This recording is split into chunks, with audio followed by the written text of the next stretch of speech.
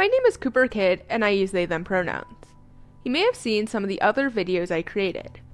I would recommend that if you haven't, you watch those videos first, as there is some information in them that may be helpful as we discuss what it means to be an ally to the LGBTQ+ community.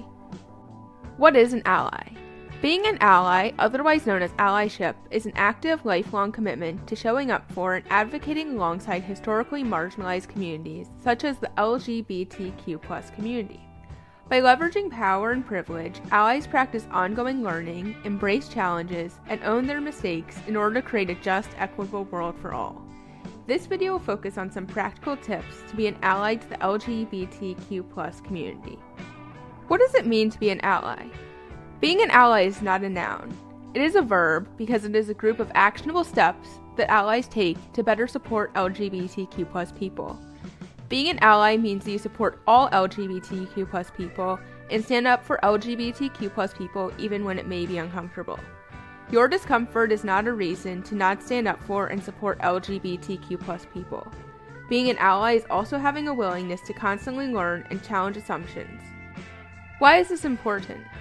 Allyship is exceptionally important to LGBTQ+ people because of the systematic barriers that many LGBTQ+ people face.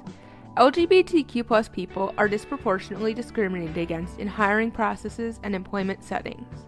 LGBTQ+ people also face discrimination and often receive inadequate treatment in medical settings, as well as have higher rates of substance use and suicidality than the general population. Allyship is an actionable way to help LGBTQ+ people thrive, though it should be noted that does not necessarily change systematic problems unless you help advocate for them.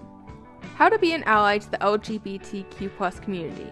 There are many ways you can practice allyship to the LGBTQ+ community.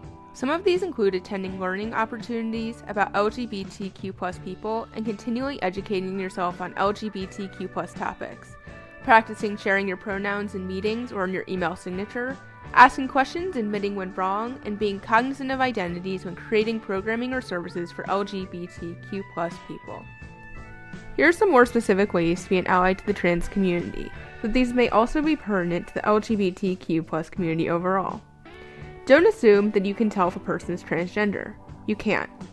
Not assuming a trans person's sexual orientation is also very important, and being mindful of issues pertaining to confidentiality, disclosure, and outing. Also, not using trans people as your source of information and doing your own research is very important. Other things you can do are not asking questions pertaining to legal or birth name, medical procedures, or anything of the like, and listening and being a good support person to trans folks. Those are some ways you can be a better ally to the trans community specifically. A quick recap. Being an ally is a verb, and it is important that if you are calling yourself an ally that you remember this. It is super important to remember that LGBTQ+ people should not be your educators, and that other resources such as Google can answer your questions. Google does not take offense to your questions the same way a person may. Other things to remember are that everyone deserves to be treated equitably, and that the way you treat folks has a lasting impact. Be mindful of how your interactions may impact others. Thank you for watching this video on allyship.